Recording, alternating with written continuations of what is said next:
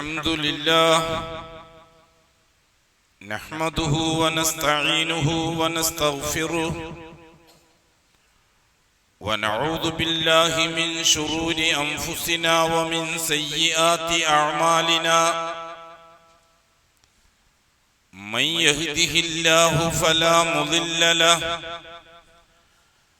ومن يضلل فلا هادي له وأشهد أن لا إله إلا الله وحده لا شريك له وأشهد أن محمدا عبده ورسوله أرسله بالهدى ودين الحق ليظهره على الدين كله ولو كره المشركون اللهم صل على محمد وعلى آل محمد كما صليت على إبراهيم وعلى آل إبراهيم إنك حميد مجيد اللهم بارك على محمد وعلى آل محمد كما باركت على إبراهيم وعلى آل إبراهيم في العالمين إنك حميد مجيد عباد الله أوصيكم ونفسي أولا بتقوى الله يا أيها الذين آمنوا اتقوا الله حق تقاته ولا تموتن إلا وأنتم مسلمون يا أيها الذين آمنوا اتقوا الله وقولوا قولا سديدا يصلح لكم أعمالكم ويغفر لكم ذنوبكم ومن يطع الله ورسوله فقد فاز فوزا عظيما يا أيها الناس اتقوا ربكم الذي خلقكم من نفس واحدة وخلق منها زوجها وبث منهما رجالا كثيرا ونساء واتقوا الله الذي تساءلون به والأرحام إن الله كان عليكم رقيبا أما بعد فإن أصدق الحديث كتاب الله وخير الهدي هدي محمد صلى الله عليه وسلم وشر الأمور محدثاتها وكل محدثة بدعة وكل بدعة ضلالة وكل ضلالة في النار അല്ലാഹുവിന്റെ സത്യവിശ്വാസികളായ അടിമകൾ തഖ്വയുള്ളവരായി ജീവിക്കുകയും അതുവഴി ദുനിയാവിലും ആഖിറത്തിലും അല്ലാഹു പൊരുത്തപ്പെടുന്ന ജീവിതം സമ്പാദിക്കുകയും ചെയ്യണമെന്ന് ആദ്യമായി എന്നോടും തുടർന്ന് നിങ്ങൾ ഓരോരുത്തരോടും വസിയ്യത്ത് ചെയ്യുന്നു.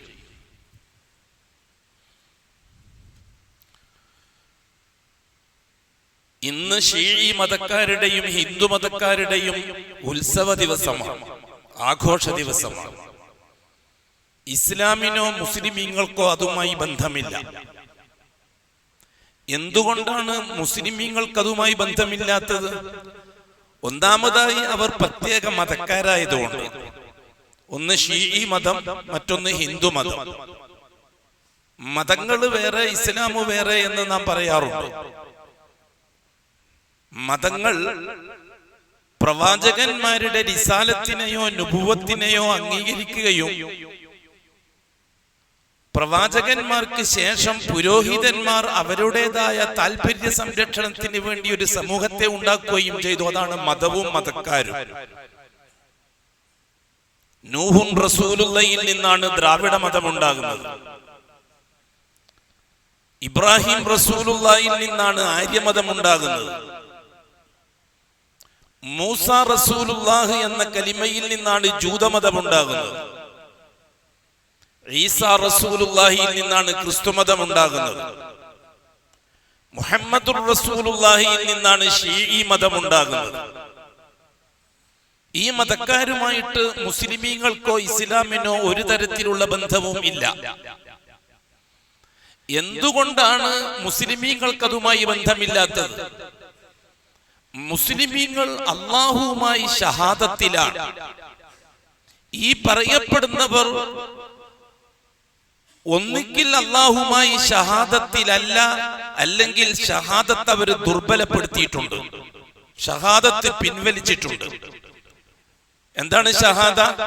ഉടമ്പടി, കരാർ, എഗ്രിമെന്റ്, അതാണ് ഷഹാദ. മുസ്ലിമീങ്ങൾ ഇസ്ലാമിന്റെ അടിസ്ഥാനമായ ഷഹാദ നിലനിൽക്കാൻ ആഗ്രഹിക്കുന്നവരാണ് മുസ്ലിമീങ്ങൾ. ഷിയാക്കളെ സംബന്ധിച്ചിടത്തോളം ഷഹാദ നിലനിൽക്കാൻ അവർ താല്പര്യപ്പെടുന്നില്ല, ആഗ്രഹിക്കുന്നില്ല.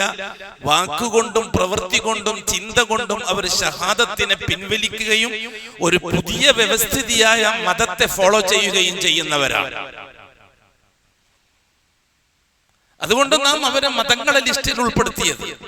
അതുകൊണ്ടാണ് നാം ഇന്ന് ഷീഈ മതക്കാരുടെയും ഹിന്ദു മതക്കാരുടെയും ആഘോഷ ദിവസമാണ് എന്നും ഇസ്ലാമിനോ മുസ്ലിമീങ്ങൾക്കോ അതുമായിട്ട് ഒരു തരത്തിലുള്ള ബന്ധമില്ല എന്നും പറഞ്ഞത്. അതിൽ ഒന്നാമത്തെ വിഷയം, മുസ്ലിമീങ്ങൾ ലാ ഇലാഹ ഇല്ലല്ലാഹ്ക്ക് ഷഹാദത്ത് കൊടുത്തവരാണ്.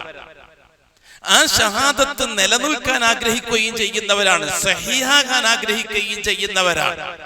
മുസ്ലിമീങ്ങൾ ബാത്തിലായ ഷഹാദത്തിനെയോ അല്ലെങ്കിൽ ഷഹാദത്തിനെ ബാത്തിലാക്കാനോ മുസ്ലിമീങ്ങൾ തയ്യാറാകുകയില്ല. മുസ്ലിമീങ്ങൾ നിസ്കാരത്തെ സഹീഹാക്കാൻ മെനക്കെടും, അതിനെ ബാത്തിലാക്കാൻ മെനക്കെടുകയില്ല. അത്തിഉല്ലാഹ വ അത്തിഉർ റസൂൽ. എന്നിട്ട് അല്ലാഹു തആല പറഞ്ഞത് ഫലാ തുബ്തിലു അഅമാലക്കും, നിങ്ങളുടെ അമലുകളെ നിങ്ങൾ ബാത്തിലാക്കി കളയരുത് എന്ന് മുസ്ലിങ്ങളോടാ പറയുന്നത് അല്ലാഹു തആല, വേറെ ഏതെങ്കിലും മതക്കാരോടല്ല. അള്ളാഹുമായി ഷഹാദത്തിൽ ഏർപ്പെട്ടവർ ആദ്യം ചെയ്യേണ്ടത് അള്ളാഹുവിനെ അനുസരിക്കണം, പിന്നെ റസൂലിനെ അനുസരിക്കണം. ഈ രണ്ട് അനുസരണവും ഇല്ലെങ്കിൽ നിങ്ങളുടെ അമലുകൾ ബാത്തിലാകും. എന്നിട്ട് അല്ലാഹു തആല എടുത്തു പറഞ്ഞു, ലാ തുബ്തിലു അഅമാലക്കും, നിങ്ങളുടെ അമലുകളെ നിങ്ങൾ ബാത്തിലാക്കി കളയരുത്. അതെ, ഷഹാദത്ത് ബാത്തിലായാൽ അമലുകൾ ബാത്തിലാകും. ഒന്നാമത്തെ ഷഹാദ ലാ ഇലാഹ ഇല്ലല്ലാഹ് കൊടുത്ത ഷഹാദയാണ്.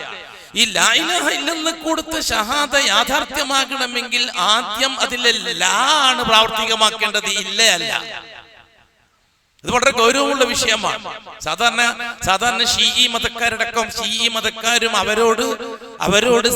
അവരോട് സഹവസിക്കാൻ ആഗ്രഹിക്കുന്നവരുമായ ചില സമൂഹങ്ങൾ, ഇസ്ലാം പാർട്ടിക്കാരെ പോലെ, ചില മുജാഹിദ് സംഘടനകളെ പോലെ, ചില സലഫി ഗ്രൂപ്പുകളെ പോലെ,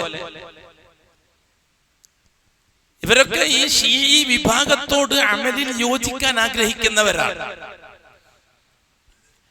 ഇവിടെ ഖാദിയാനികൾക്ക് ഇതിൽ എന്താണ് ഇടപെടലെന്ന് നമുക്കറിയില്ല.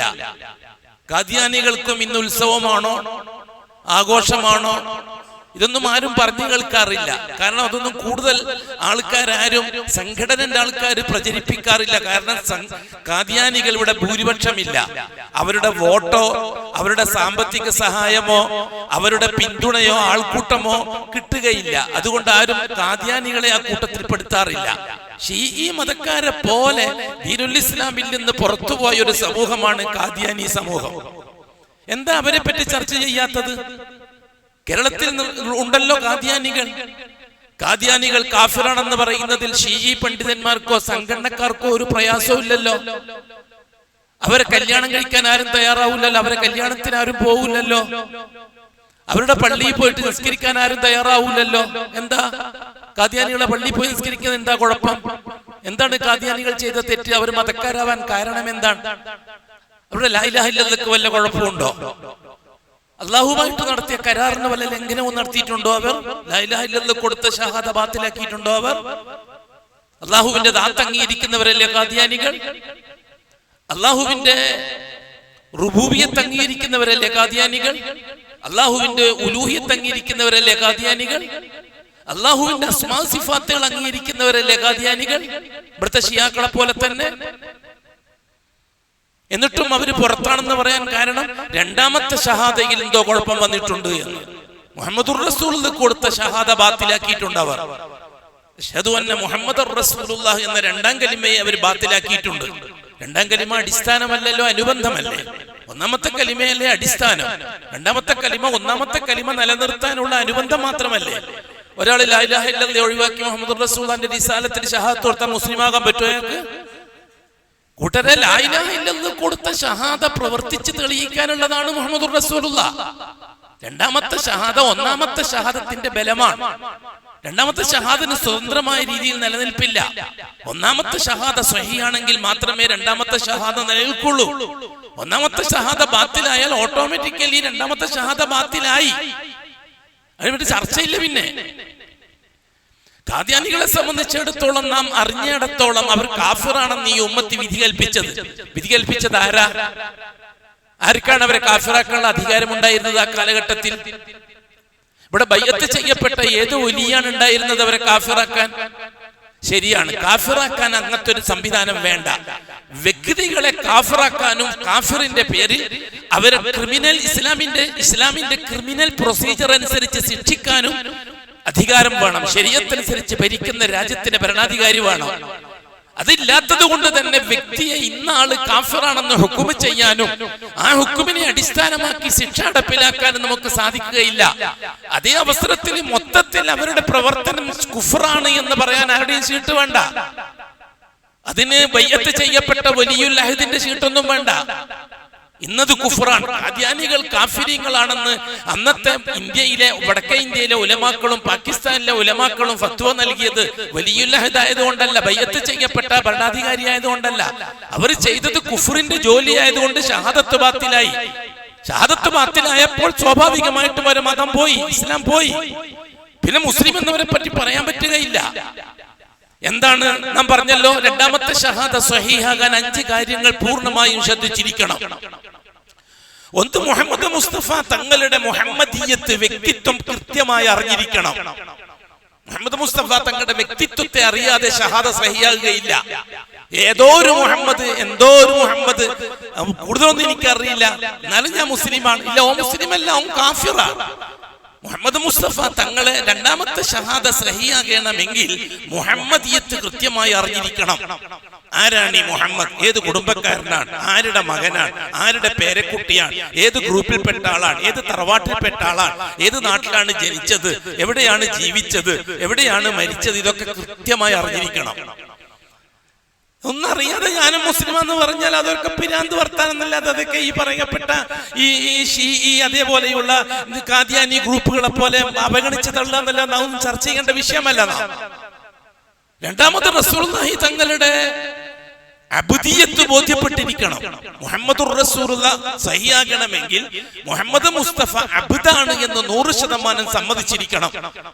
ഒരു കാരണവശാലും മുഹമ്മദ് മുസ്തഫയിലേക്ക് മഅബൂദിയത്തിന്റെ അടയാളം ചേരാൻ പാടില്ല. മഅബൂദിയത്തിന്റെ ഒരു അംശം പോലും മുഹമ്മദിലേക്ക് ചേർക്കാൻ പറ്റുന്നത് ഖുർആന്റെ ലംഘനമാണ്. മുഹമ്മദ് നബിയാണ് എന്റെ കാര്യങ്ങൾ നടത്തുന്നത്, യാ റസൂലല്ലാഹ് എന്റെ കാര്യങ്ങൾ നടത്തിത്താ എന്നൊരുത്തൻ ദുആ ചെയ്താൽ ഓൻ കാഫിറാണ്. കാരണം രണ്ടാമത്തെ ഷഹാദ ബാത്തിലായവന്റെ. കാരണം രണ്ടാമത്തെ ഷഹാദ സഹിയാകണമെങ്കിൽ മുഹമ്മദ് മുസ്തഫ അബ്ദാണ്, മഅബൂദ് അല്ലാന്ന് അംഗീകരിക്കണം. എന്തുകൊണ്ട്? റസൂലുള്ളാഹി തങ്ങൾ നമുക്ക് രണ്ടാമത്തെ ഷഹാദ പറഞ്ഞത് അഷ്ഹദു അന്ന മുഹമ്മദൻ അബ്ദുഹു വറസൂലുഹു.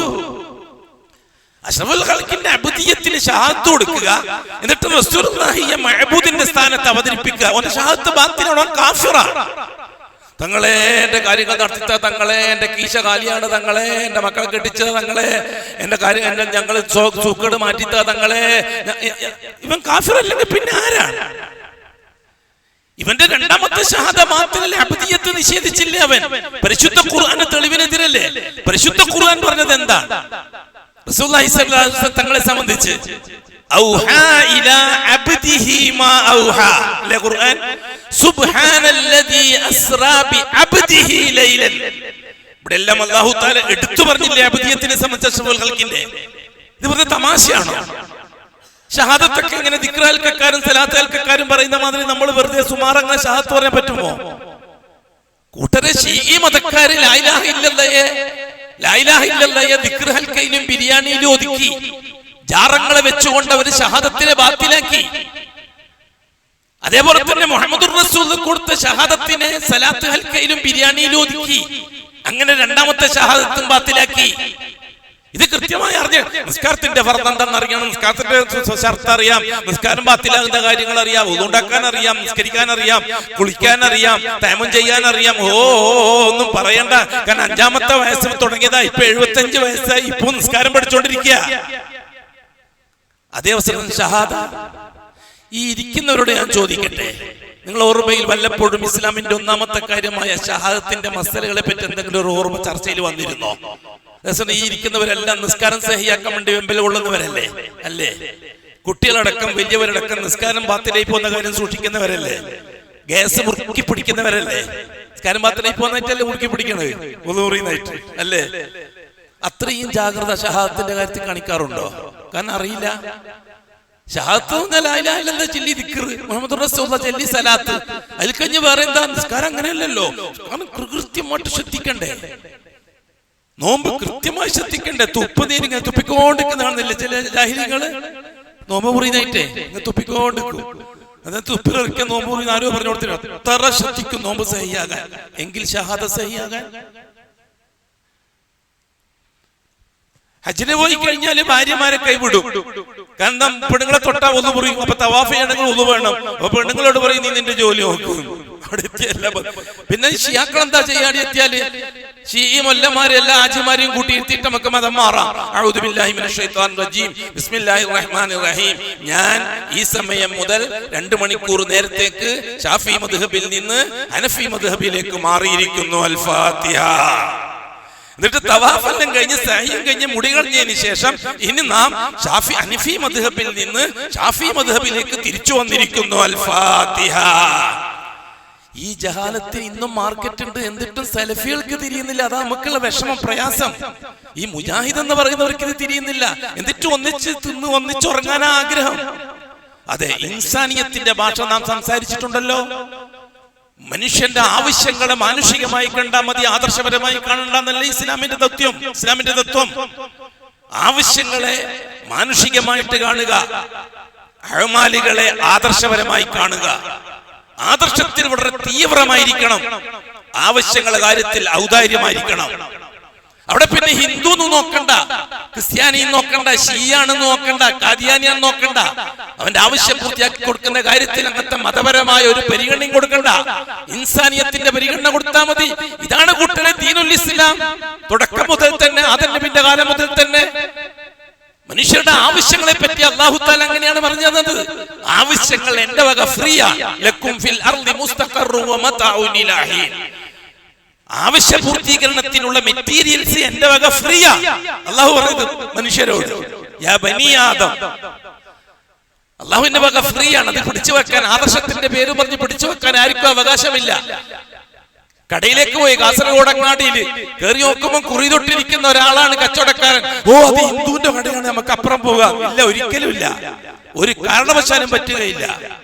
നീ വാങ്ങുന്ന സാധനം ഹലാലായ സാധനമാണെങ്കിൽ അത് ഹിന്ദുവിന്റെ കടയാണെന്നോ ക്രിസ്ത്യാനിയുടെ കടയാണെന്നോ ഒരു കമ്മ്യൂണിസ്റ്റുകാരന്റെ കടയാണെന്നോ ഒരു ഷീഈക്കാരന്റെ കടയാണെന്നോ ഒരു സലഫിക്കാരന്റെ കടയാണെന്നോ ഇല്ല. അങ്ങനത്തെ ഒരു വേർതിരിവ് മുഅ്മിനീങ്ങളെ സംബന്ധിച്ചോളം ഇല്ല. എന്തുകൊണ്ട്? ആവശ്യങ്ങളും ആവശ്യ പൂർത്തീകരണത്തിന് നാം സമ്പാദിക്കുന്ന അസ്ബാബുകൾ, മെറ്റീരിയൽസും ആദർശവുമായിട്ട് ബന്ധപ്പെടുത്തേണ്ടതില്ല. അത് ആവശ്യമായിട്ട് മാത്രം ബന്ധപ്പെടുത്തിയാൽ മതി. പിന്നെ എവിടെയാണ് ഇസ്ലാമിന്റെ അഹ്ലുകാർ തീവ്രവാദികളാകുക? ദീനുൽ ഇസ്ലാമിന്റെ അഹ്ലുകാർ എങ്ങനെയാണ് ഭീകരവാദികളാകുക? ക്രൂരമായി പെരുമാറുന്നവരോട് പോലും, ഇവിടുത്തെ ഫാസിസ്റ്റ് സയനിസ്റ്റ് സമൂഹത്തോട് പോലും ആവശ്യ പൂർത്തീകരണത്തിന്റെ കാര്യത്തിൽ സഹകരിക്കാനാണ് ഇസ്ലാമിന്റെ നിർദ്ദേശം. ഓൻ RSS കാരനാണ്, BJP കാരനാന്ന് പറഞ്ഞിട്ട് ഓന്റെ ആവശ്യം മുടക്കേണ്ട ആവശ്യമില്ല. കാരണം കൂട്ടരെ നമുക്ക് അല്ലാഹ്ക്കാണ് നമ്മൾ ഷഹാദത്ത് കൊടുത്തിരിക്കുന്നത്, ലാ ഇലാഹ ഇല്ലല്ലാഹ്ക്കാണ് ഷഹാദത്ത് കൊടുത്തിരിക്കുന്നത്. പക്ഷെ ആദർശ രംഗത്ത് വളരെ ശക്തവും തീവ്രവുമാണ് മുസ്ലിമീങ്ങൾ. ഒരു തരത്തിലുള്ള അഡ്ജസ്റ്റ്മെന്റിനും തയ്യാറല്ല മുഅ്മിനീങ്ങൾ. ആദർശ രംഗത്ത് ആദർശം യാഥാർത്ഥ്യമാക്കാൻ, അത് പ്രകടിപ്പിക്കാനുള്ളതാണ് അഅ്മാലുകൾ. ആദർശം പ്രകടിപ്പിക്കാനുള്ളതാണ് അനുഷ്ഠാനങ്ങൾ. അതുകൊണ്ട് തന്നെ അനുഷ്ഠാനത്തിൽ ആരോടും സഹകരിക്കുന്ന പ്രശ്നമില്ല. അതുകൊണ്ട് തന്നെ ഒരു ഷീഈക്കാരന്റെ ഒരു ജാറക്കാരന്റെ പിറകുന്ന് നിസ്കരിക്കുന്ന പ്രശ്നമില്ല. അത് ആദർശത്തിന്റെ ഭാഗമാണ്, ആവശ്യങ്ങളുടെ ഭാഗമല്ല. അതേ അവസരത്തിൽ ആ ചാറക്കാരന് ഒരു ആവശ്യമായിട്ട് നമ്മുടെ വീട്ടിൽ വന്നാൽ അവന്റെ ആവശ്യം പൂർത്തിയാക്കി കൊടുക്കൽ ഇൻസാനിയത്തിന്റെ ഭാഗമാണ്. അവൻ ചാറക്കാരനാണ് നോക്കേണ്ട ആവശ്യം അവിടെ ഇല്ല. ഇങ്ങനത്തെ മനസ്സിലാക്കാത്ത പറഞ്ഞിട്ട് അല്ലാഹു സുബ്ഹാനഹു വ തആല പിന്നെ വെച്ച ഷർത്ത് എന്താണ്? മുഹമ്മദി റിസാലത്തിന് കൊടുത്ത ഷഹാദത്ത് സഹിയാകണമെങ്കിൽ അബ്ദിയത്ത് കൃത്യമായി പഠിച്ചിരിക്കണം, വിശ്വസിച്ചിരിക്കണം.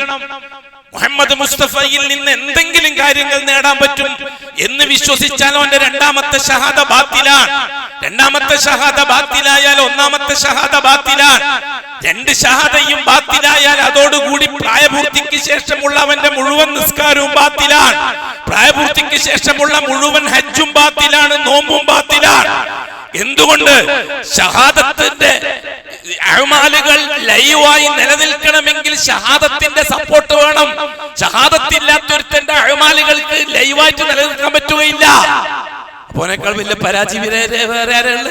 ഇവിടുത്തെ ഹിന്ദു മതക്കാരെക്കാൾ, ക്രിസ്തു മതക്കാരെക്കാൾ, ജൂത മതക്കാരെക്കാൾ അപകടകാരികളും പരാജിതരും അങ്ങേയറ്റത്തെ നാശത്തിന്റെ അഹിലുകാരുമാണ് ഷീഈ മതക്കാർ. കാരണം മേൽപ്പറയപ്പെട്ട മതക്കാരും ഷഹാദത്ത് അല്ലാഹു കൊടുത്തിട്ടില്ല. അതുകൊണ്ട് ആ ഷഹാദത്തിനെ വീടുക, ആ ഷഹാദത്തിനെ നിലനിർത്തുക എന്നുള്ള അവർ ഉത്തരവാദിത്തത്തിലില്ല. ഇവിടുത്തെ ഷിയാക്കൾ അല്ലാഹുക്ക് ഷഹാദത്ത് കൊടുത്തവരാണ്. അശ്ഹദു അല്ലാ ഇലാഹ ഇല്ലല്ലാഹ് പറയുന്നവരാണ്. അശ്ഹദു അന്ന മുഹമ്മദർ റസൂലുള്ളാഹ് പറയുന്നവരാണ്.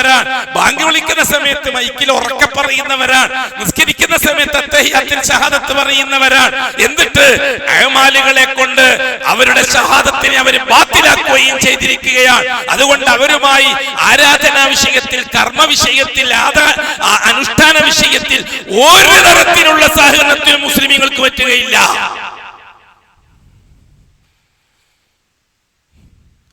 നാലാമതായിട്ട് മുഹമ്മദ് മുസ്തഫ തങ്ങൾ, മൂന്നാമതായിട്ട് മുഹമ്മദ് മുസ്തഫ തങ്ങളെ നുബുവത്ത് അംഗീകരിച്ചിരിക്കണം.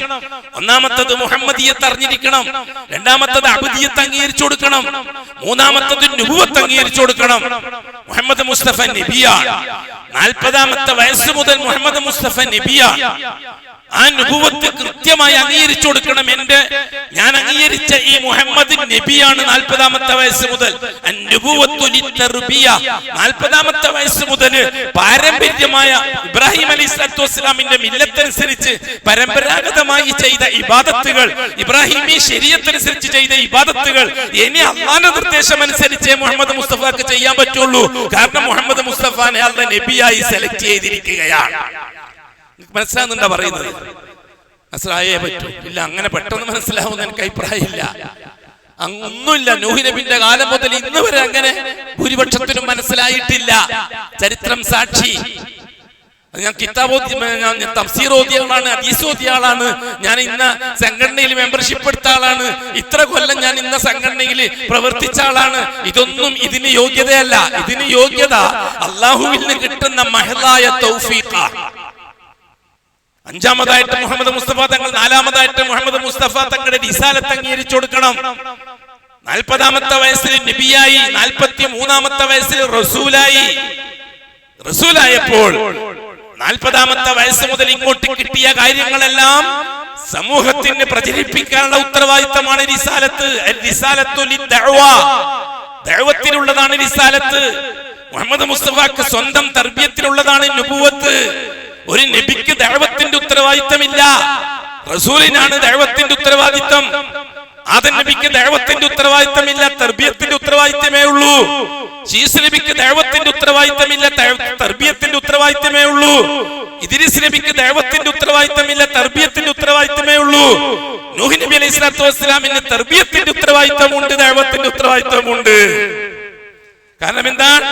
നൂഹ് നബി അലൈഹി സ്വലാത്തു വസ്സലാമിനെ അല്ലാഹു നബിയുമാക്കി, റസൂലുമാക്കി. ഇവിടെ മുഹമ്മദ് മുസ്തഫ തങ്ങളെ റിസാലത്ത് അംഗീകരിച്ചു കൊടുക്കണം. അഞ്ചാമതായിട്ട് മുഹമ്മദ് മുസ്തഫ തങ്ങളുടെ ശരീഅത്തിനെ അംഗീകരിച്ചു കൊടുക്കണം. മുഹമ്മദ് മുസ്തഫ സല്ലല്ലാഹു അലൈഹി വസല്ലമിലൂടെ ഒരു ശരീഅത്ത് അല്ലാഹു തആല ഖിയാമത്ത് നാൾ വരെ നിലനിർത്തിയിട്ടുണ്ട്. ആ ശരീഅത്തിനെ അംഗീകരിച്ചു കൊടുക്കണം. അല്ലെങ്കിൽ ശരീഅത്തിനെ ഒരുത്തൻ അംഗീകരിക്കുന്നില്ല, വേറെ ഏതെങ്കിലും ഒരു നിയമ വ്യവസ്ഥിതിയാണ് അവന്റെ ജീവിതത്തിൽ അവൻ ഫോളോ ചെയ്യുന്നതെങ്കിൽ അവൻ കാഫിറാൻ. വമൻ യബ്തഗി ഗൈറൽ ഇസ്ലാമി ദീന ഫലൻ യുഖ്ബല മിൻഹു വഹുവ മിനൽ കാഫിരീൻ. എന്താ തെളിവുണ്ട്? ഒരുത്തനവന്റെ പ്രമാണങ്ങൾ, അവന്റെ ജീവിത വ്യവഹാരങ്ങൾക്ക് വേണ്ടി ഇസങ്ങളെ, ഏതെങ്കിലും ഒരു ഇസത്തെയാണ് ഒരുത്തൻ ഫോളോ ചെയ്യുന്നത്. ഞാൻ മുസ്ലിമൊക്കെ തന്നെയാണ്, എന്റെ സാമ്പത്തിക രംഗവും എന്റെ കുടുംബരംഗവും ഞാൻ സോഷ്യലിസം അനുസരിച്ചാണ് പ്രവർത്തിക്കുന്നത്, അല്ലെങ്കിൽ ഞാൻ സെക്യുലറിസമാണ് എന്റെ കുടുംബം ഫോളോ ചെയ്യുന്നത്, അല്ലെങ്കിൽ ഫാസിസമാണ് എന്റെ കുടുംബം ഫോളോ ചെയ്യുന്നത്, അല്ലെങ്കിൽ അതേപോലെയുള്ള വേറെ ഏതെങ്കിലും ഒരു ക്യാപിറ്റലിസമാണ് ഞാൻ എന്റെ സാമ്പത്തിക രംഗത്ത് സ്വീകരിക്കുന്നത്. അല്ലാഹു തആല പറഞ്ഞു,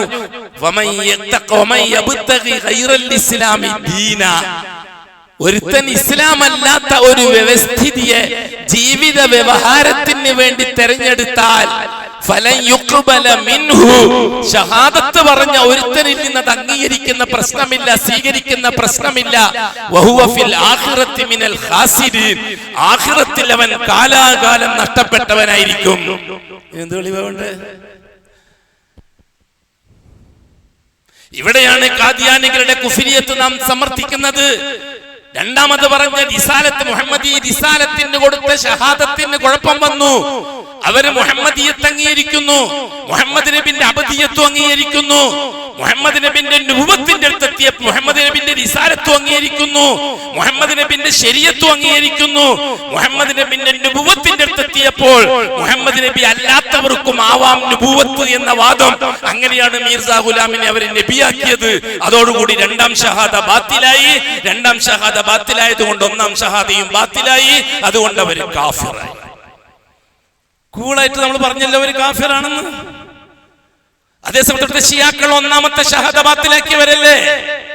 ലാ ഇലാഹ ഇല്ലല്ലാഹ് കൊടുത്ത ഷഹാദ, ലാ ഇലാഹ ഇല്ലല്ലാഹ് കൊടുത്ത ഷഹാദ സഹിയാകാൻ 5 കാര്യങ്ങൾ സ്വീകരിക്കണ്ടേ? ഒന്ന്, അല്ലാഹുവിന്റെ ദാത്ത് അറിയണം. അല്ലാഹുവിന്റെ ദാത്ത് അംഗീകരിച്ചു കൊടുക്കണം. അല്ലാഹുവിന്റെ കൈ, അല്ലാഹുവിന്റെ മുഖം, അല്ലാഹുവിന്റെ ഭാഗം, അല്ലാഹുവിന്റെ ദാത്തിനെ, അവന്റെ പ്രകൃതത്തെ അംഗീകരിച്ചു കൊടുക്കണം. അതിന് തുല്യമായിട്ട് മറ്റൊന്നില്ല എന്നതാണ് ദാത്തിലുള്ള തൗഹീദ്. അല്ലാഹുവിനെ പോലെ വേറൊരു തടിയുണ്ട് എന്ന് അംഗീകരിച്ചു പോയവന്റെ ഷഹാദത്ത് ബാത്തിലായി. അല്ലാഹനെ പോലെ കാണുന്നവരുണ്ടെന്ന് പറഞ്ഞവന്റെ ഷഹാദത്ത് ബാത്തിലായി. അല്ലാഹനെ പോലെ കേൾക്കുന്നവരുണ്ടെന്ന് പറഞ്ഞവന്റെ ഷഹാദത്ത് ബാത്തിലായി. അല്ലാഹന്റെ കൈ പോലത്തെ കൈയുള്ളവനാണ്, അല്ലാഹന്റെ മുഖം പോലത്തെ മുഖമുള്ളവനാണെന്ന് പറഞ്ഞ അവന്റെ ഷഹാദത്ത് ബാത്തിലായി. രണ്ടാമതായിട്ട് അല്ലാഹുവിന്റെ റുബൂബിയത്ത് അംഗീകരിച്ചു കൊടുക്കണം. അല്ലാഹു ആണ് റബ്ബ്, അവനാണ് ഖാലിഖും മാലിക്കും മുദബ്ബിറും. അതിനർത്ഥം നിഷേധിച്ചു. അല്ലാഹു അല്ലാത്തവർക്ക് തദ്ബീറിന്റെ അവകാശം കൊടുത്തു. അല്ലാഹു അല്ലാത്തവരെ റാസിക്കാക്കി, അല്ലാഹു അല്ലാത്തവരെ മാലിക്കാക്കി. അവൻ കാഫിറാൻ. എന്തുകൊണ്ട്? അതുകൊണ്ടാണല്ലോ അലി റളിയല്ലാഹു തആല അൻഹു നാം കഴിഞ്ഞ ആഴ്ച വിശദീകരിച്ചല്ലോ. അലി റളിയല്ലാഹു തആല അൻഹു വളരെ കടുത്ത രീതിയിൽ ആ സമൂഹത്തെ കരിച്ചു കൊന്നില്ലേ, തീയിലിട്ട് കരിച്ചു കൊന്നില്ലേ? എന്തോ കൊല്ലാൻ കാരണം അവർ മുഖത്ത് നോക്കിയിട്ട് അലി അല്ലാഹു തആല എന്നോട് പറഞ്ഞത്, അന്ത റബ്ബുന വ ഖാലിഖുന വ റാസിഖുന. മഹാനായ അലി അവറുകളെ, നിങ്ങൾ എന്ത് പറഞ്ഞാലും ഞങ്ങളുടെ വിശ്വാസം ഞങ്ങൾ മാറ്റൂല. നിങ്ങളാണ് ഞങ്ങളുടെ റബ്ബ്, നിങ്ങളാണ് ഞങ്ങളുടെ മാലിക്, നിങ്ങളാണ് ഞങ്ങൾക്ക് ഭക്ഷണം തരുന്നത്. ആ വിശ്വാസത്തിൽ നിന്ന് മാറുന്ന പ്രശ്നമില്ല. അപ്പൊ അലി അല്ലാഹു എന്ന് പറഞ്ഞു, നിങ്ങൾ എന്ത് പിരാന്തായി പറയുന്നത്? ഞാൻ അള്ളാന്റെ ഒരു അടിമയാണ്. ഞാൻ നല്ലത് ചെയ്താൽ എനിക്ക് അള്ളാഹ് കൂലി തരും, ഞാൻ തെറ്റ് ചെയ്താൽ എന്റെ അള്ളാഹ് എന്നെ ശിക്ഷിക്കും. അതിൽ കവിഞ്ഞ അള്ളാഹുവിന്റെ ആരുമല്ല ഞാൻ. അത് നിങ്ങൾ അംഗീകരിക്കണം. പറ്റൂല നിങ്ങളെ, നിങ്ങൾ തന്നെയാണ് റബ്ബ്. ഞങ്ങളത് മാറുന്ന പ്രശ്നമില്ല. ദേഷ്യം വന്ന് ബഹുമാനപ്പെട്ട അല്ലാഹു തആല അവരെ കാഫിറാണെന്ന് മുദ്ര കുത്തി. ഇല്ലേ? എന്തിനാണ് അവരെ തീരിട്ട് വന്നത്? കാഫിറായതിന്റെ പേരിലല്ലേ? അല്ലാഹു തആല അവര് ഉദ്റുംബിൽ ജഹ്ലി, അവർക്ക് തിരിയാത്തോണ്ട് പറയുന്നതായിരിക്കും. എന്നിട്ട് കുറെ കാലം ജീവിക്കാൻ വിട്ടു അല്ലാഹു തആല. അവര് തെറ്റിദ്ധരിച്ചിട്ട് പറഞ്ഞതാണ്, മാനസിക രോഗമായിട്ട് പറയുന്നതാണെന്ന് അങ്ങനെ പറഞ്ഞു അല്ലാഹു. ഉടൻ തന്നെ ബന്ദറിനെ വിളിച്ചിട്ട് പറഞ്ഞു, അടിമയെ വിളിച്ചിട്ട് പറഞ്ഞു, തീ കൂട്ടാൻ. തീരിട്ട് കരിച്ച് ഭസ്മമാക്കി കളഞ്ഞു. എന്താ കാര്യം? അല്ലാഹുവിന്റെ റുബൂബിയത്തിൽ അവർ ഷഹാദത്ത് ബാത്തിലാക്കി. എങ്കിലാ അല്ലാഹുവിനെ പോലെ കാര്യങ്ങൾ നടത്തി. ഇന്ന തങ്ങളാണ്, ഇന്ന ശൈഖാൻ, ഇന്ന വലിയാൻ, ഇന്ന നബിയാൻ, ഇന്ന റസൂലാൻ. അല്ലാഹനെ പോലെ കേൾക്കും, അല്ലാഹനെ പോലെ കാണും. ആ തങ്ങളാണ് നമ്മളെ കാര്യങ്ങൾ നടത്തുന്നത്. ആ തങ്ങളാണ് നമ്മളെ സൂക്കേട് മാറ്റുന്നത്. മുദിശേഖരങ്ങളാണ് നമ്മളെ രോഗം മാറ്റുന്നത്. ബദരീങ്ങളാണ് നമ്മളെ കടം വീട്ടി തരുന്നത്. ഇവൻ ഷഹാദത്തിനെ ബാത്തിലാക്കിയവൻ അല്ലെങ്കിൽ പിന്നെ ആരാ? അവിടെ പിന്നെ എന്ത് ജഹിലാണ് അവിടെയുള്ളത്, എന്ത് വിവരക്കേടാണ് അവിടെയുള്ളത്? അവരെന്താ കാട്ടിന്നിറങ്ങി വന്നിട്ടല്ല മൊയ്‌ശേഖങ്ങളെ വിളിക്കുന്നത്? 15 കൊല്ലം കിതാബ് ഓതിയ ഉസ്താദ് പഠിപ്പിച്ചിട്ടാണോ മൊയ്‌ശേഖങ്ങളെ വിളിക്കുന്നത്? പിന്നെ അവിടെ എന്ത് ജഹില? ജഹിലിന്റെ ഉതിർ കൊടുക്കണം.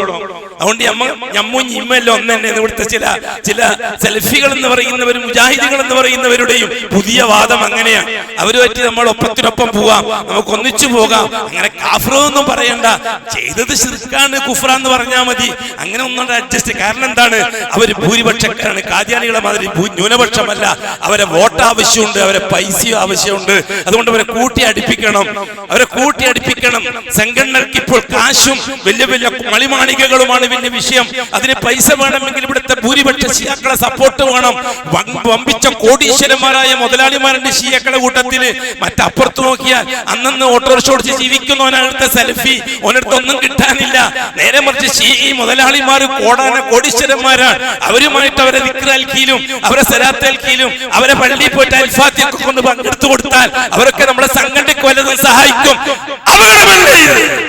അപകടമല്ലേ? ദീനിന്റെ കൊലയാളികൾ, ദീനിന്റെ ആൾക്കാരായ ഷിയാക്കളെ പിന്നെയും താങ്ങാം. അത്രയും താങ്ങാൻ പറ്റുമോ ഈ സലഫികൾ എന്ന് പറയുന്നവര്?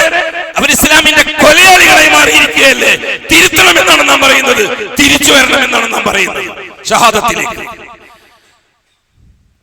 ഇതേപോലെ തന്നെ അല്ലാഹുവിന്റെ ഉലൂഹിയത്ത് ഇങ്ങനെ അങ്ങോട്ട് കൊടുക്കുന്നത് അല്ലാഹ്ക്ക് മാത്രമേ ആവാവൂ എന്ന് അംഗീകരിക്കലല്ലേ ഉലൂഹിയത്ത്?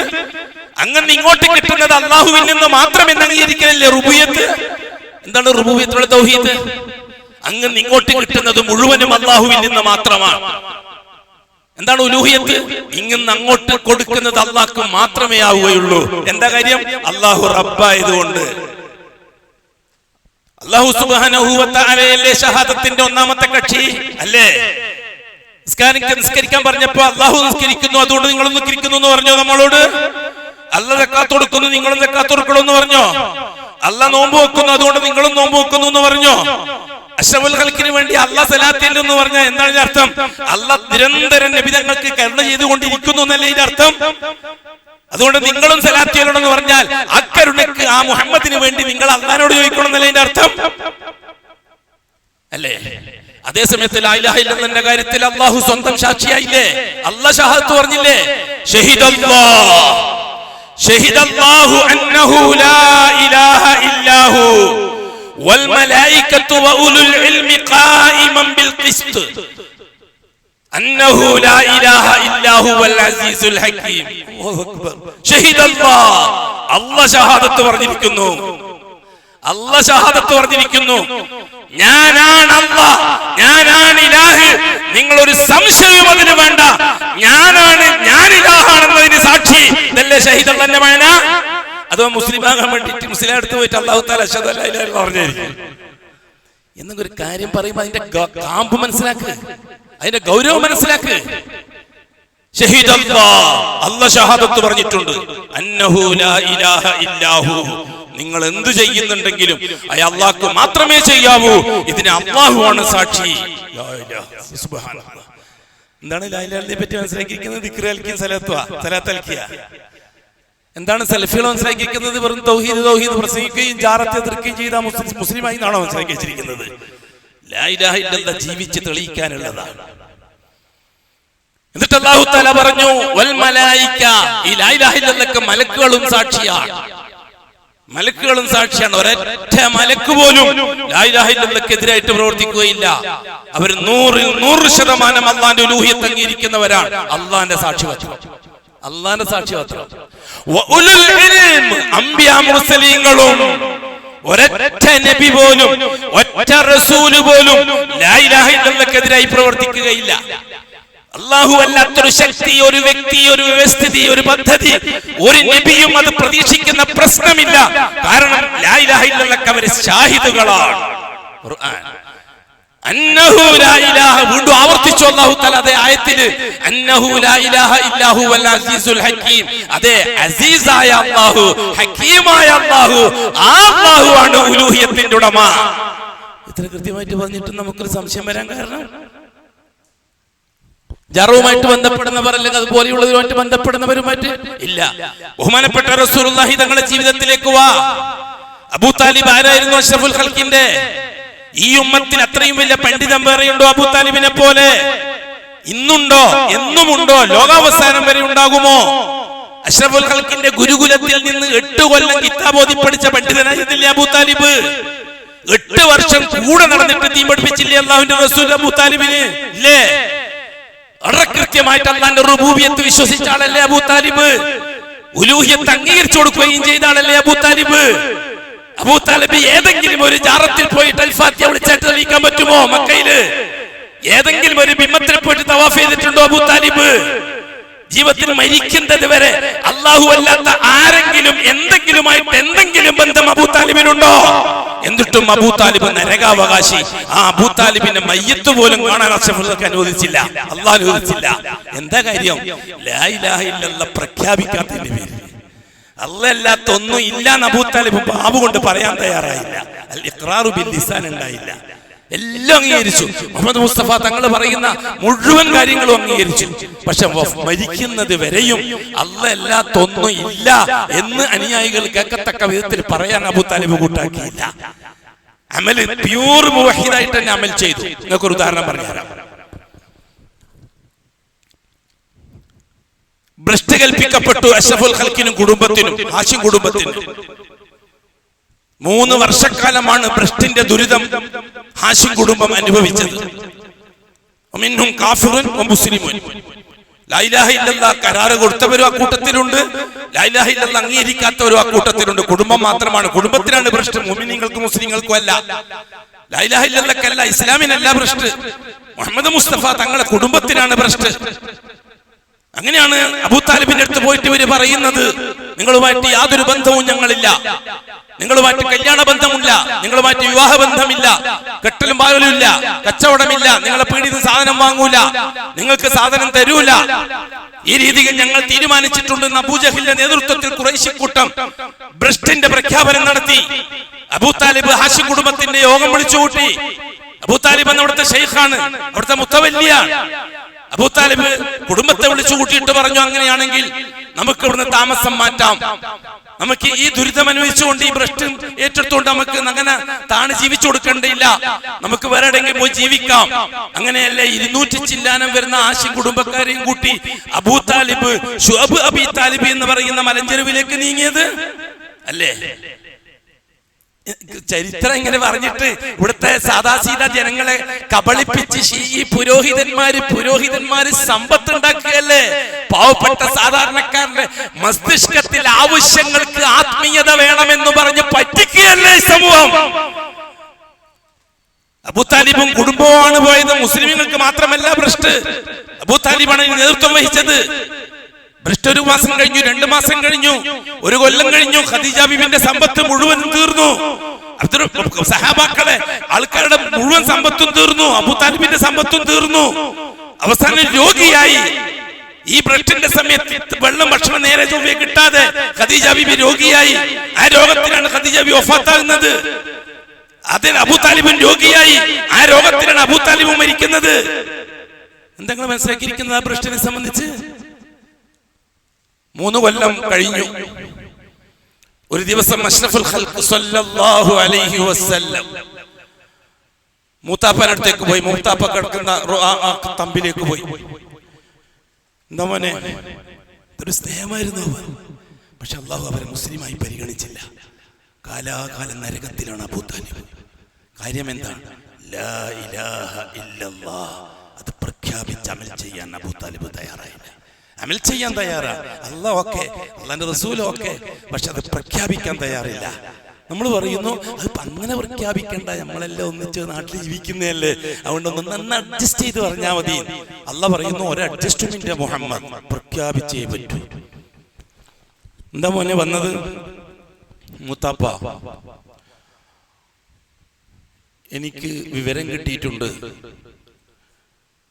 കഅബാലയത്തിൽ സൂക്ഷിച്ചിരിക്കുന്ന ആ ഭ്രഷ്ട് പ്രഖ്യാപനം, ആ രേഖ, ഭ്രഷ്ട് തീരുമാനിച്ച തീരുമാനത്തിന്റെ പ്രഖ്യാപന രേഖ 40ഓളം ഖുറൈശികൾ ഒപ്പിട്ടിട്ടുണ്ടായില്ലേ. എന്നിട്ട് കഅബാലയത്തിന്റെ ഉള്ളിൽ ഒരു പെട്ടിയിൽ ആ രേഖ സൂക്ഷിക്കുകയായിരുന്നു ഖുറൈശി കൂട്ടം. നിസ്സാര വിഷയമൊന്നല്ല ഇത്. നിങ്ങൾ ചരിത്രത്തെ ദഅവത്തുമായിട്ട് ബന്ധപ്പെടുത്തി. അതുകൊണ്ടാണ് ഞാൻ എൻ്റെ മുജാഹിദ് പ്രാസംഗികന്മാരോട് പറയുന്നത്, ചരിത്രവുമായിട്ട് ദഅവത്തിനെ ബന്ധപ്പെടുത്തണം. ഈ ഉമ്മത്തിന് നടക്കൂല. എന്തുകൊണ്ടെന്നറിയോ? അഡ്ജസ്റ്റ്മെന്റ് ആൾക്കാർക്ക് ചരിത്രവുമായിട്ട് ബന്ധപ്പെടുത്താൻ കഴിയില്ല. വളരെ ശക്തമായ ആദർശക്കാർക്ക് മാത്രമേ അത് സാധിക്കുള്ളൂ. നീക്കുപോക്കുകൾക്ക് തയ്യാറാകുന്നവർക്ക് ചരിത്രവുമായിട്ട് ദഅവത്തിനെയും തൗഹീദിനെയും ബന്ധപ്പെടുത്താൻ കഴിയില്ല. മോനെ നീ എന്നിട്ട് എന്താ മോനെ? അപ്പൊ ആ കടലാസ് മുത്താപ്പ അത് ചെതറി തിന്നിരിക്കുകയാണെന്ന് എനിക്ക് വിവരം കിട്ടിയിട്ടുണ്ട്. ആ രേഖ നിലവിലില്ല മുത്താപ്പ. പിന്നെന്തിനാണ് നമ്മൾ ഈ തെരുവിൽ ഈ താഴ്വരയിൽ ദുരിതം അനുഭവിക്കുന്നത്? അത് മുഴുവനും ചെതറി തിന്നിരിക്കുകയാണ്. ആ എഴുതിയ കടലാസ്, ആ രേഖ, ഭ്രഷ്ടിരേഖ. അപ്പൊ അബൂ താലിബ് ചോദിച്ചു, മുഹമ്മദ്, നീ പറയുന്നത് നിന്റെ വകയാണോ മോനെ, അതോ നിന്റെ റബ്ബ് നിന്നെ അറിയിച്ചതാണോ? ആരാ ചോദിക്കുന്നത്? ആരാ ചോദിക്കുന്നത് കൂട്ടരെ? കാലാകാലം നരകത്തിൽ കിടക്കാൻ വിധിക്കപ്പെട്ട അബൂ താലിബ് ചോദിക്കുന്നത്. അപ്പൊ അഷ്റഫുൽ ഖൽഖ് പറയുന്നു, മൂത്താപ്പ എന്റെ റബ്ബ് അറിയിച്ചതാണ്, എന്റെ വക പറഞ്ഞതല്ല. എങ്കിൽ മോനെ, ഞാൻ ഖുറൈശികളെ ഇത് അറിയിക്കാൻ പോവുകയാണ്. അപ്പൊ എത്ര വിശ്വസിക്കുന്നു അബൂ താലിബ് അല്ലാഹുവിനെ? എത്രമാത്രം യഖീനുണ്ട് അല്ലാഹുവിന്റെ കാര്യത്തിൽ അബൂ താലിബിനെ? എങ്കിൽ ഞാൻ പോയിട്ട് പറയട്ടെ മോനെ, അള്ളാഹു അറിയിച്ച വിഷയം ധൈര്യമായിട്ട് പോയിട്ട് പറയാമത്തപ്പ. അബൂ താലിബ് ഒരു ദിവസം രാവിലെ മക്കയിലേക്ക് പുറപ്പെട്ടു. താഴ്വരയിൽ നിന്ന് ഖുറൈശികളെല്ലാം ദാറുൻ നദ്വ സുന്നി സെന്ററിൽ കുടിച്ച് നല്ല ആകർഷിക്കുകയാണ്. സുന്നി സെന്ററിൽ അവരൊക്കെ അവിടെ അബൂജഹലിന്റെ നേതൃത്വമാണ് ഇപ്പോൾ. അബൂ താലിബ് പോയല്ലോ, ഇപ്പൊ അബൂജഹലാണ് നേതൃത്വം. അങ്ങനെ അട്ടഹസിച്ച് ചിരിച്ച് പാട്ടും കൂത്തുമായിട്ട് കഴിയുകയാണ്. അബൂ താലിബ് നടന്നു വരുന്നത് ഇവര് കാണുന്നു. അവർ ചിരിക്കാൻ തുടങ്ങി. നടാ വരുന്നു അബൂ താലിബ് മാപ്പ് പറയാൻ, മുഹമ്മദിനെ ഒതുക്കിക്കോളാം എന്ന് പ്രഖ്യാപിക്കാനാണ് അബൂ താലിബ് വരുന്നത്. അതിന്റെ പേരിലാണല്ലോ പോയത്. മുഹമ്മദിനെ ഒതുക്കാൻ പറ്റൂല എന്ന് പറഞ്ഞതിന്റെ പേരിലല്ലേ പ്രശ്നം വന്നത്. വലിയ ചരിത്രമാണ്. അബൂ താലിബ് എല്ലാം മതിയാക്കി നമ്മൾ പറയില്ല, പഞ്ചപുച്ഛ മടക്കി ഇതാ അടിമയെ പോലെ വന്നിരിക്കുന്നു. അബൂജഹൽ ആക്രോശിച്ച് ചിരിച്ചു. അബൂ താലിബ് കയറി ചെന്നു സുന്നി സെന്ററിലേക്ക്. എന്താ വന്ന്? നമ്മൾ തീരുമാനം നടപ്പിലാക്കാൻ തയ്യാറാണോ? മുഹമ്മദിനെ വിലക്കാൻ, ഈ ദഅവത്ത് നിർത്തിവെക്കാൻ അല്ല. ഞാൻ വന്നത് മുഹമ്മദിന്റെ റബ്ബ് മുഹമ്മദിനെ അറിയിച്ചിട്ടുണ്ട്, കഅബാലയത്തിൽ നിങ്ങൾ സൂക്ഷിച്ച ഈ ഭ്രഷ്ടരേഖ ചെതറി തിന്നിരിക്കുകയാണ്. പിന്നെ കൂട്ടച്ചിരിക്കതിരില്ലല്ലോ, മുടി വളരും പോലെ അല്ലല്ലോ. മുടി വളരും പോലെ അല്ല. ഇത് അബൂജഹൽ പറഞ്ഞു ചിരിക്കൂനെ. എന്റെ പൊന്നു മോമിനിങ്ങളെ, അഷ്റഫുൽ ഖൽഖിനെ ഇത്രമാത്രം കളിയാക്കാനും കുറവാക്കാനും ചീത്ത പറയാനും മുടിയുടെ പേരും പറഞ്ഞിട്ട് ഏതോ ഒരു ശീഈ പുരോഹിതൻ മെനക്കെട്ടത് എത്ര ദൗർഭാഗ്യകരമാണ്. വിഷമിച്ചു പോകുന്ന അല്ലാഹുവിന്റെ റസൂലിനെ ഓരോരുത്തർ പറയുന്നത് കേൾക്കുമ്പോൾ, ഓരോരുത്തർ പറയുന്ന കമന്റുകൾ, അതിനാരവസരം ഉണ്ടാക്കി കൊടുത്തു? വെറും പണത്തിന് വേണ്ടി മാത്രം മുടിയെ വളർത്തി വെള്ളം മുക്കിക്കൊടുത്ത് പൈസ ഉണ്ടാക്കാൻ മാത്രം ഹബീബായ മുത്തിന്റെ മാനം കെടുത്തേണ്ട വല്ല ആവശ്യമുണ്ടായിരുന്നോ? അല്ലാഹുവേ, അല്ലാഹുമ്മ ക്ഫിനീഹിം ബിമാ ശിഅ്ത. നമുക്കത്രേ പറയാം. അബൂ താലിബ് പറഞ്ഞു, കളിയാക്കണ്ട, ചിരിക്കണ്ട, ധൈര്യമായിട്ട് നിങ്ങൾ കഅബാലയം തുറക്കണം, എന്നിട്ട് ആ രേഖ പുറത്തെടുക്കണം. രേഖ നിലവിലില്ലെങ്കിൽ പിന്നെ നിങ്ങളുടെ പ്രശ്നം അർത്ഥമില്ല. നിലവിലുണ്ടെങ്കിൽ തീർച്ചയായിട്ടും ഞാൻ അത് അംഗീകരിക്കാൻ തയ്യാറാണ്. നിങ്ങളുടെ ഡിമാൻഡ് ഒന്നിക്ക് മുഹമ്മദിനെ ഞാൻ നിങ്ങൾക്ക് കൊല്ലാൻ വിട്ടുതരും, അല്ലെങ്കിൽ മുഹമ്മദ് പറയുന്ന വാക്കുകൾ, മുഹമ്മദിന്റെ പ്രബോധന പ്രവർത്തനങ്ങൾ നിർത്തിവെക്കാൻ ഞാൻ ആഹ്വാനം ചെയ്യും. ധൈര്യമായിട്ട് തുറക്കൂ. 10-40 ആൾക്കാർ യോഗം കൂടി കഅബ തുറക്കാൻ തീരുമാനിച്ചു. അഖൂലു ഖൗലി ഹാദാ വല്ലാഹു അലം വഅസ്തഗ്ഫിറുല്ലാഹൽ അളീമ ലീ വലക്കും വഅസ്തഗ്ഫിഹി അന്നി വഅൻകും വഅൻ ജമീഇൽ മുസ്ലിമീന വൽ മുഅ്മിനീന അജ്മഈന വസ്തഗ്ഫിറുഹു ഇന്നഹു ഹുവൽ ഗഫൂറുർ റഹീം.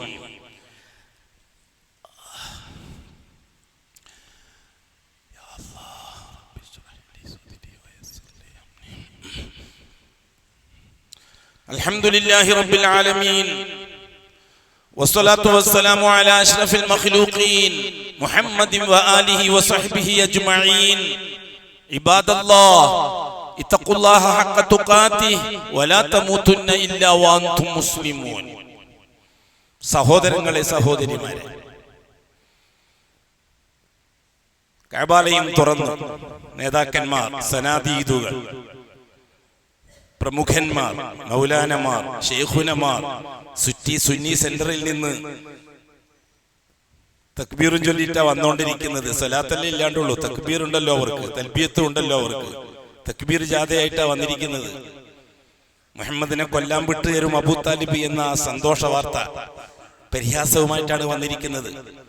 കഅബാലയം തുറന്നു, പെട്ടി തുറന്നു, ബിസ്മിക്കല്ലാഹുമ്മ എന്നതൊഴിച്ചു ബാക്കി മുഴുവനും ചെതല് നിന്നിരിക്കുന്നു. രേഖയുടെ ആദ്യത്തിൽ ബിസ്മിക്കല്ലാഹുമ്മ, ബിസ്മില്ലാഹിർ റഹ്മാനിർ റഹീം സമ്മതിക്കൂല ഖുറൈശികൾ. ഈ സുന്നി സെന്ററുകാർക്ക് ബിസ്മില്ലാഹിർ റഹ്മാനിർ റഹീം ഇഷ്ടമല്ല.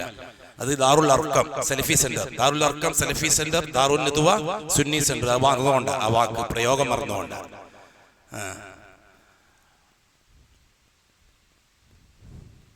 ബാക്കി മുഴുവനും ചെതല് നിന്നിരിക്കുന്നു. നാണിച്ച് തല താഴ്ത്തി അബൂ താലിബ് പ്രൗഢമായിട്ട് പ്രഖ്യാപിച്ചു, ഞാനും മുഹമ്മദും എൻ്റെ കുടുംബവും മക്കയിലേക്ക് തിരിച്ചു വരികയാണ്. രേഖ ദുർബലമായി, അവരത്ര വിശ്വസിക്കുന്നു. ഇവിടെ ഞാൻ പറഞ്ഞു വന്നത് കഥ പറയാനല്ല, അത്രമാത്രം യഖീനാണ് അല്ലാഹുവിന്റെ കാര്യത്തിൽ അബൂ താലിബിന്. അല്ലാഹ് പറഞ്ഞ വാക്ക് അത്രമാത്രം പ്രാവർത്തികമാണ് അബൂ താലിബിന്. അബൂ താലിബ് മദ്യത്തിന്റെ ഒരു തുള്ളി കുടിച്ച ചരിത്രമില്ല. അബൂ താലിബ് സിനയുടെ അടുത്ത് പോയിട്ടില്ല. അബൂ താലിബ് പലിശന്റെ ഒരു പൈസ, ഒരു ദിർഹം തിന്നിട്ടില്ല. അതുകൊണ്ടാണ് അബൂ താലിബ് പട്ടിണിക്കാരനായത്. അല്ലാഹു തആല അഷ്റഫുൽ ഖൽഖിനെ അബൂ താലിബിന്റെ വീട്ടിൽ അന്തേവാസിയാക്കാൻ കാരണം അതാണ്. അലം യജിദ്ക യതീമൻ ഫആവാ. ഓ മുഹമ്മദ് നബി, നിങ്ങൾ യതീമായി, നിങ്ങളുടെ ബാപ്പയില്ല, ഉമ്മയില്ല, ജേഷ്ഠന്മാരില്ല, പെങ്ങന്മാരില്ല, എന്നിട്ട് നിങ്ങളെ ഞാൻ കൈവിട്ടിട്ടില്ലല്ലോ. നിങ്ങളെ മൂത്താപ്പന്റെ കയ്യിൽ നിങ്ങളെ സുരക്ഷിതമായി ഞാൻ ഏൽപ്പിച്ചില്ലേ? അല്ലാഹു പറയണത്. അല്ലാഹുവാണ് അബൂ താലിബിനെ അംഗീകരിക്കുന്നത്. ആ അബൂ താലിബാണ് പിന്നീടും സംരക്ഷണം. അങ്ങനെയാണ് അഷ്റഫുൽ ഖൽഖിനെ കൊല്ലാൻ തീരുമാനിക്കുന്നത്. റസൂലുള്ളാഹി സ്വല്ലല്ലാഹു അലൈഹി വസല്ലം തങ്ങളുടെ യാത്ര, തായിഫിലേക്കുള്ള യാത്ര, അതേപോലെ തന്നെ അതുപോലെയുള്ള യാത്രകൾക്ക് പിന്നെ അങ്ങനെയാണ് തുടക്കം കുറിക്കുന്നത്. പിന്നെ അവസാനം തിരിച്ചു വരുമ്പോൾ തായിഫിൽ തിരിച്ചു വന്നു. അഷ്റഫുൽ ഖൽഖിന്റെ പ്രിയപ്പെട്ട ഭാര്യ ഖദീജ രോഗിയായി മരിച്ചു. മൂത്താപ്പ അബൂ താലിബ് മരിച്ചു. ഇപ്പൊ ആരുമില്ല അഷ്റഫുൽ ഖൽഖിന്. അഷ്റഫുൽ ഖൽഖ് ബഹുമാനപ്പെട്ട ഉസാമത്ത് ബിൻ സയ്യിദിന്റെ കയ്യും പിടിച്ചിട്ട്, മോനെ നമുക്ക് എവിടേക്കെങ്കിലും പോകാമെന്ന് പറഞ്ഞ് ഇറങ്ങിയില്ലേ ഹബീബായ നബി? ഇറങ്ങിയില്ലേ? എന്നിട്ട് ഗോത്രക്കാരെ വീടുകളിൽ കയറി ഇറങ്ങിയല്ലേ അഷ്റഫുൽ ഖൽഖ്? ഞാൻ മുഹമ്മദ്, ലാ ഇലാഹ ഇല്ലല്ലാഹ് മുഹമ്മദുർ റസൂലുള്ളാഹ്, അത് നിങ്ങൾ അംഗീകരിക്കണം. എനിക്ക് നിങ്ങൾ മക്കയിൽ അഭയം തരണം. മൂന്നാമത്തെ അപേക്ഷ അതായിരുന്നു, എനിക്ക് മക്കയിൽ അഭയം തരണം. കാരണം തായിഫിലേക്ക് പോയി തിരിച്ചു വരുമ്പോഴേക്ക് പൗരത്വം നഷ്ടപ്പെട്ടു. ഇനി മുഹമ്മദ് മുസ്തഫക്ക് മക്കത്ത് താമസിക്കാൻ അവകാശമില്ല, ആരെങ്കിലും ഏറ്റെടുക്കണം. പല സ്ഥലത്തും പോയി റസൂലുള്ളാഹി തങ്ങൾ, ബഹുമാനപ്പെട്ട റസൂലുള്ളാഹി തങ്ങൾ പല നേതാക്കന്മാരുടെ അടുത്തും പോയി. ജുബൈർ ബിൻ മുത്ഈം റസൂലുള്ളാഹി തങ്ങൾക്ക് അഭയം കൊടുക്കാൻ തീരുമാനിച്ചു. അദ്ദേഹം അദ്ദേഹത്തിന്റെ മക്കളോടൊപ്പം മക്കത്തേക്ക് കഅബത്തിലേക്ക് വന്നു. ഞാൻ മുഹമ്മദിന് അഭയം കൊടുത്തിരിക്കുന്നു, അതുകൊണ്ട് മുഹമ്മദിന് മേൽ ആരും തൊട്ടുപോകരുത്. അങ്ങനെയല്ലേ തുടർ പ്രവർത്തനം. നിങ്ങൾ എന്താ തൗഹീദ് എന്ന് പറഞ്ഞാൽ AC റൂമിൽ ഇരുന്നിട്ട് താക്കോലും തിരിച്ചിട്ട് കാപ്പിയും കുടിച്ചിട്ട് തൗഹീദ് തൗഹീദ് എന്ന് പ്രസംഗിക്കലാണ് ദഅവത്താണോ മനസ്സിലാക്കി വെച്ചിരിക്കുന്നത്? ഹദാ മുഹമ്മദുൻ സല്ലല്ലാഹു അലൈഹി വസല്ലം. എന്നിട്ടും അല്ലാഹു സുബ്ഹാനഹു വ തആല അബൂ താലിബിനെ അംഗീകരിച്ചില്ല. എന്താ കാര്യം? ലാ ഇലാഹ പറയാൻ കൂട്ടാക്കിയില്ല. ഇല്ലല്ലാഹ് പറയാൻ തയ്യാറാണ്, ഇല്ലല്ലാഹ് അംഗീകരിക്കാൻ തയ്യാറാണ്, മുഹമ്മദുർ റസൂൽ അംഗീകരിക്കാനും തയ്യാറാണ്. ലാ ഇലാഹ പ്രഖ്യാപിക്കാൻ അല്ലാഹ് അല്ലാതെ ഒന്നുമില്ല. ലാത്തയില്ല, ഉസ്സയില്ല, ഇബ്രാഹിം ഇല്ല, ഇസ്മായിൽ ഇല്ല, ഒരു നബിയില്ല, റസൂലില്ല, അല്ലാഹ്ക്ക് പകരം അല്ലാഹ് മാത്രം. അത് ഞാൻ അംഗീകരിക്കുന്നു എന്ന് പറയാൻ അബൂ താലിബ് തയ്യാറായില്ല. അതുകൊണ്ട് മാത്രം അബൂ താലിബ് നരകത്തിലേക്ക് പോയി. എങ്കിൽ കണ്ടമാനം ജാറങ്ങളെ കൊണ്ടും തങ്ങന്മാരെ കൊണ്ടും ശൈഖുകളെ കൊണ്ടും മുടിക്കഷ്ണം കൊണ്ടും അതേപോലെയുള്ള വസ്തുക്കളെ കൊണ്ടും ലാ ഇലാഹ ഇല്ലല്ലാഹ് കൊടുത്ത ഷഹാദത്തിനെ തൊലച്ച ശിയാക്കൾ കാഫിറുകൾ അല്ലെങ്കിൽ പിന്നെ ആരാണ് കാഫിറുകൾ? അല്ലെങ്കിൽ ലാ ഇലാഹ ഇല്ലല്ലാഹ് ഷഹാദത്ത് ബാത്തിലാക്കിയ കൊടിയ കാഫിറുകൾ. അതുകൊണ്ടാണ് ഞാൻ തുടക്കത്തിൽ പറഞ്ഞത്, ശീഈ മതക്കാരുടെയും മറ്റു മതക്കാരുടെയും ഉത്സവം മറ്റും നമുക്ക് ബന്ധമില്ല. നാം മുസ്ലിമീങ്ങളാണ്. മുസ്ലിമീങ്ങളെ സംബന്ധിച്ചിടത്തോളം ലാ ഇലാഹ ഇല്ലല്ലാഹ് കൊടുത്ത ഷഹാദ അനുസരിച്ച് പ്രവർത്തിക്കാൻ പറ്റുള്ളൂ. മുഹമ്മദുർ റസൂൽ കൊടുത്ത ഷഹാദ അനുസരിച്ച് പ്രവർത്തിക്കാൻ പറ്റുള്ളൂ. ഇൻഷാ അല്ലാഹ് നമുക്ക് വളരെ ശക്തമായി വീണ്ടും തുടരാം. അല്ലാഹു സമയത്തിലും ഇൽമിലും എല്ലാം ബറക്കത്ത് ചെയ്തു തരട്ടെ. അമൽ ചെയ്യാനുള്ള തൗഫീഖ് അല്ലാഹു പൂർത്തിയാക്കി തരികയും ചെയ്യട്ടെ. ألا وصلوا وسلموا على النبي المصطفى والرسول المرتضى إن الله وملائكته يصلون على النبي يا أيها الذين آمنوا صلوا عليه وسلموا تسليما اللهم صل وسلم على رسولك سيدنا محمد وعلى آله وصحبه وأتباعه ومن تبعهم بإحسان إلى يوم الدين اللهم ارض عن الخلفاء الراشدين المهديين أبي بكر وعمر وعثمان وعلي رضي الله عنهم وعن سائر الصحابة والقرابة كلهم أجمعين وارض عنا معهم برحمتك يا أرحم الراحمين اللهم اغفر للمؤمنين والمؤمنات والمسلمين والمسلمات الأحياء منهم والأموات اللهم إنك مجيب الدعوات وقاضي الحاجات طيب ثرانا وثراهم واجعل الجنة مأوانا ومأواهم اللهم أصلحنا وأصلح أئمتنا وأمتنا وولاتنا وولاة أمورنا واجعل أمورنا بأيدي خيارنا حتى يقودنا إلى الخير من هو خير منا اللهم انصر جيوش المسلمين وفك أسر المأسورين وقض الدين عن المدينين اللهم اكتب الستر والسلامة علينا وعلى والدينا وأولادنا وأزواجنا وعلى جميع الحجاج والغزاة والزوار والعمار والزوار والغزاة والمسافرين والمجاهدين في سبيلك صادرين والدين في برك وبحرك وجوك أجمعين يا رب العالمين اللهم أعز الإسلام والمسلمين اللهم أعز الإسلام والمسلمين اللهم انصر الإسلام والمسلمين اللهم ألف بين قلوب المسلمين الموحدين اللهم أصلح ذات بينهم يا رب العالمين اللهم أذل الشرك والمشركين اللهم أذل الكفر والكافرين اللهم أذل الإلحاد والملحدين اللهم شتت شملهم وفرق جمعهم وقل عددهم وخالف بين كلماتهم وزلزل أقدامهم وخرب ديارهم يا رب العالمين اللهم اغفر لنا ولوالدينا رب ارحمهما كما ربياني صغيرا اللهم ربنا آتنا في الدنيا حسنة وفي الآخرة حسنة وقنا عذاب النار ربنا اغفر لنا ولإخواننا الذين سبقونا بالإيمان ولا تجعل في قلوبنا غلا للذين آمنوا ربنا إنك رؤوف رحيم وصلى الله على خير خلقه محمد وآله وصحبه أجمعين والحمد لله رب العالمين.